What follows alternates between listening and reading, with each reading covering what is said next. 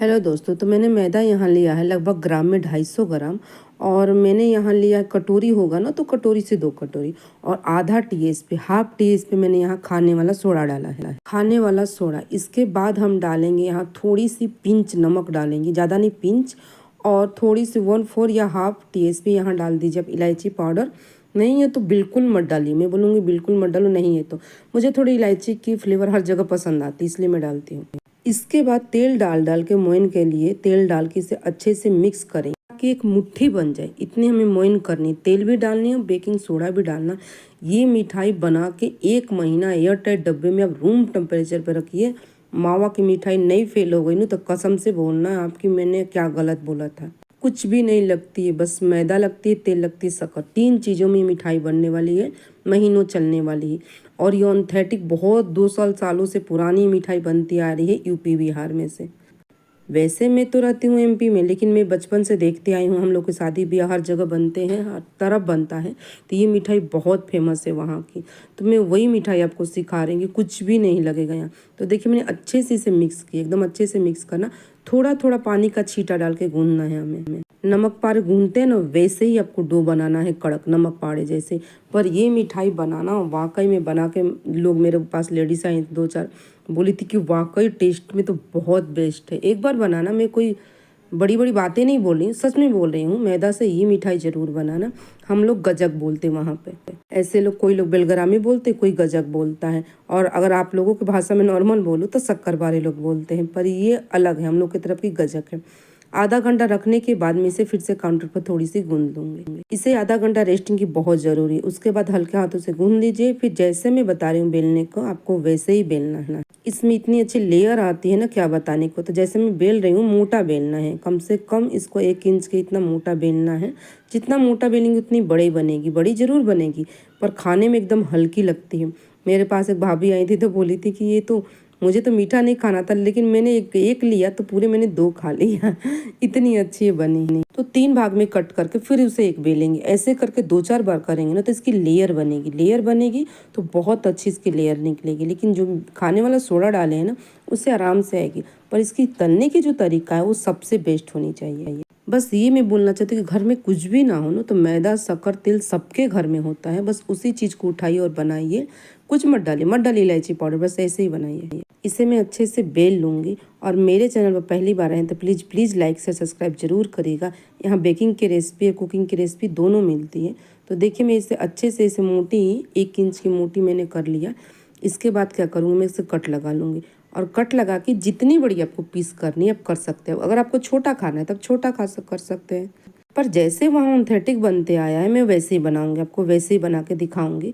तो ये देखिए मैं बड़े बड़े पीस कट करूँगी। इतना बड़ा तो कम से कम, वो लोग तो दुकान वाले हलवाई और बड़े करते हैं। 1 में 3, मैंने 4 किया ना, 1 में 3 करेंगे। आप काटेंगी ना तो खुद ही लेयर दिखेगी, इसमें खुद ही लेयर दिखेगी। तो मैं थोड़ी सी इसे, पर उस लोग रफली ऐसे डाल देते हैं, वो लोग ये नहीं करते, रफली डालते हैं ऐसे ही। ऐसे मैं टोटल कट कर लूँगी, कट करके फिर रख दूँगी। जब तक ही काट रही थी ना तो मेरा तेल गर्म हो गया था। गर्म नहीं चाहिए, याद रहे। ये जो तलने का मेन सबसे मेन टिप, देखिए कि मैं डाली हूँ तो क्या ऊपर आया, नहीं, मैंने तुरंत चालू किया। अगर आप लोग बालूशाही बनाते होगे ना तो सेम वैसे ही तेल चाहिए हमें, बालूशाही जैसे। देखिए मैंने जैसे नीचे डाला ना अपने आप ऊपर आ गया। और शुरू से लेके जब तक ऊपर नहीं आए तब तक गैस की फ्लेम एकदम लो रहेगी। ये इसकी मेन तरीका होती है तलने की। इसको तलने में टाइम लगेगा, पर एक बार अगर ये मिठाई खा लिए ना, मावा, बर्फी, पनीर, सबकी मिठाइयाँ फेल हो जाती, इतनी अच्छी बनती है। देखिए जैसे ऊपर आया ना तो 2-3 मिनट मैंने वैसे ही रहने दिया लो फ्लेम पे।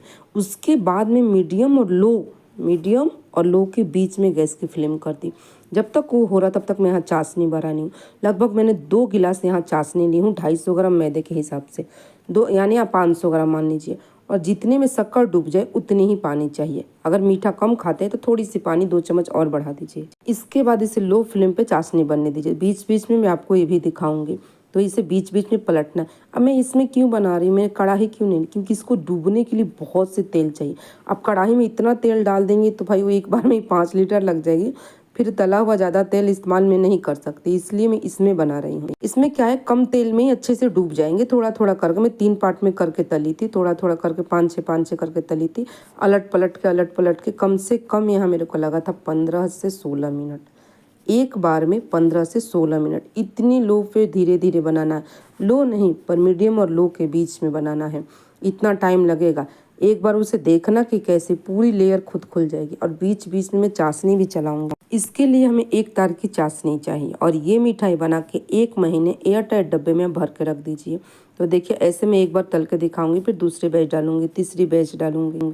अगर आपके घर में कुछ भी नहीं है, कुछ भी नहीं, तो सबसे अच्छा ये बनने वाली रेसिपी, और फटाफट बने और खाई। और हमारे तरफ हर शादी में ये ना बनी ये हो नहीं सकता, या बड़े बड़े को भी शादी क्यों ना हो, छोटे लोगों भी शादी क्यों, पर ये बनती है। यहाँ मैं देखी तो मेरी चिपचिपी हो गई, पर चाशनी की तार नहीं बनी। और अगर आपको और सीखना है मिठाई, चाहे कोई भी रेसिपी, तो प्लीज़ कमेंट करेगा, मैं उसके ऊपर मैं रिप्लाई करूँगी, फिर मैं वीडियो भी लाऊंगी। तो ये देखिए बीच बीच में मैं चाशनी देख रही थी, फिर भी मेरी अभी चाशनी नहीं बनी है। मुझे एक तार की चाशनी चाहिए, परफेक्ट एक तार की चाशनी चाहिए। और बीच बीच में इसे भी देखना है, इसलिए दोनों तरफ मैंने चढ़ा दिया था, ताकि इसे भी देखूंगी उसे भी देखूंगी। इसे अलट पलट के जब उसे चम्मच में लेंगी ना, तो आपको हल्का दिखेगा, एकदम हल्का। पहले तो तलने का ये तरीका होता है। दूसरी होती है कि जब ये जो झाग है ना, देखिए एकदम नीचे बैठ गई है, और देखिए एकदम ये हल्का हो गया ना, लेयर निकल गई। झाग धीरे धीरे जब जिस चीज़ की बैठ जाती है और वो चीज़ भी बैठ जाता है, तो समझिए कि हाँ ये हो गया है। तो बीच में फिर इसमें भी देखिए, फिर मैं चेक कर रही थी। अगर आपको कलर डालना है तो डालिए, नहीं डालना है तो मत डालिए। मैं बोलूँगी कलर मत डालिए। मैंने थोड़ी कलर डाल दी थी तो डार्क हो गई थी, क्योंकि मैं ऑरेंज रेड कर रही थी। अब कलर मत डालना, ऐसे बिना कलर का बना, क्योंकि वहाँ बिना कलर का ही बनता है। मेरे हस्बैंड बोले खाने में तो बहुत टेस्ट है, पर कलर मत डालना, क्योंकि वहाँ कलर नहीं जाते हैं, इन सब चीज़ों में कलर डालते ही नहीं। तो यहाँ देखिए एक तार की बनी, पर परफेक्ट नहीं दिख रही, मैं आपको फिर से दिखा रही हूँ। एक तार, एकदम एक तार की चाहिए। तो मैं आपको यहाँ दिखाऊंगी कि एक तार कैसी हो रही है, एकदम परफेक्ट। हमें एक तार जैसे होगा, गैस के फ्लेम बंद कर देंगे। तो यहाँ मेरी एक तार की हो गई है, बस दिख नहीं रही है, लेकिन परफेक्ट एक तार की हो गई है। देखिए दिख रहा ना, एक तार पूरा चिपक रहा था। गैस मैंने बंद कर दिया यहाँ पर। इसके बाद क्या करूँगी, बेलगरामी बोली, या चाहे वहाँ के खुरमा बोलते हैं, कोई बेलगरामी बोलते हैं, कोई गाजा बोलता है। इसे क्या करूँगी, निकाल। देखिए मैंने थोड़ा सा ऑरेंज रेड कलर डाला, पर मैं बोलूँगी मत डालना, बहुत डार्क हो जाता है। बिना कलर का ही आप बनाना, क्योंकि खुद ही ब्राउन कलर आ जाता है तलने के बाद। तलते तलते तलते तलते ब्राउन कलर खुद आ जाता है इसका।